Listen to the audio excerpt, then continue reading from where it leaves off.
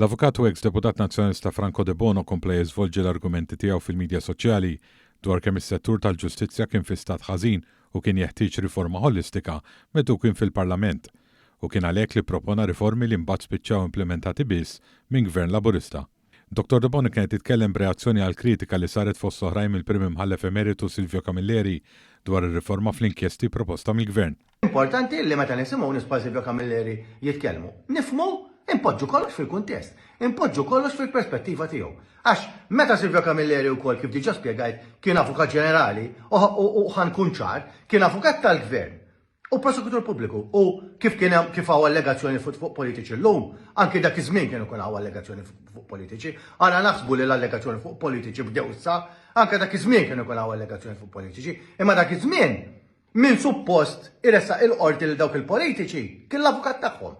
Għax kwa avukat ġenerali kien l-avukat tal-Gvern u l-prosekutur pubbliku. Xi ħaġa oħra li jien rrid nimmodernizza u ma rridx li nibqgħu mwaħħlin fil-sitwazzjoni ta' dlam, fl-era ta' dlam, fil-rule of law u fil-settur tal-ġustizzja. Dr. De Bono li wkoll kien ippropona riforma holistika fil-ġustizzja u l-intern meta kien fil-Parlament jisħaq li fi żmien Silvio Camilleri kienu kun hemm ukoll allegazzjonijiet fuq politiċi iżda b'differenza millum min suppost kien qed iressaqhom il-qorti kien qed iservi bħala avukat tagħhom peress il-prosekutur pubbliku kien ukoll l-avukat tal-Gvern. Fil-fatt illum il-kariga li kien jokkupa Silvio Camilleri ġiet maqsuma fit-tnejn, avukat ġenerali li llum hija Victoria Buttigieg u avukat tal-Istat pożizzjoni okkupata minn Chris Soler.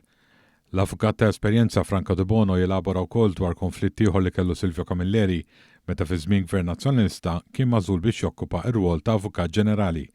Dan fil-kuntest li f'dak ir-rwol kien jagħti l-pariri lill-Gvern dwar is-saltna ta' dritt meta dan kien qed jirreżisti akkosta kollox li jiddaħħal id-dritt ta' avukat kif kien issuġġerit mill-istess Franco De Bono dak iż-żmien bħala deputat parlamentari tal-Gvern.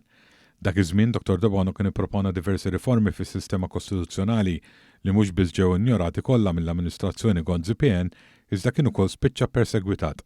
Biex ma nsemmix illi Silvio Camilleri kien avukat ġenerali u allura avukat tal-Gvern. Meta Malta kien wieħed miftit pajjiżi fid-dinja li ma kellix id-dritt tal-avukat.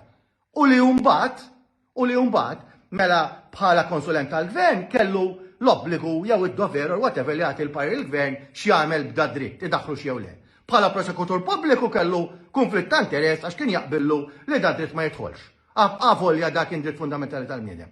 L-avukat De Bono jfisser ukoll din is-sitwazzjoni sempliċement bħala xibka u kobba mħabbla ta' konflitt ta' interess. Imma biex taraw, is-serja ta' konflitti xibka il-kobba mħabbla ta' konflitti ta' interess illi kien hemm fi żmien Silvio Camilleri. U l-sitwazzjoni tar-rule of law, jien ngħid żmien id-dlam Silvio Camilleri jissimbolizza iż-żmien id-dlam fir-rule of law tal-pajjiż. Minkejja dan l-eks avukat ġenerali u prim imħallef appuntat politikament minn Gvern Nazzjonalista Silvio Camilleri qatt ma ħass il-bżonn li jesprimi l-fehma politiko-legali tiegħu dwar din is-sitwazzjoni. Kien biss issa li ħassi kellu jitkellem dwar is-saltna ta' dritt u dan anke b'attakk dirett fuq l-Uffiċċju tal-Avukat Ġenerali u l-Pulizija li skontu llum huma maħkumin mill-Gvern.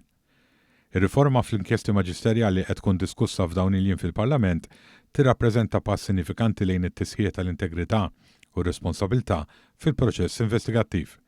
Dan billi tiżgura li ċ-ċittadini, il-vittmi u l-individwi suspettati ikollhom drittijiet u rimedji ċari.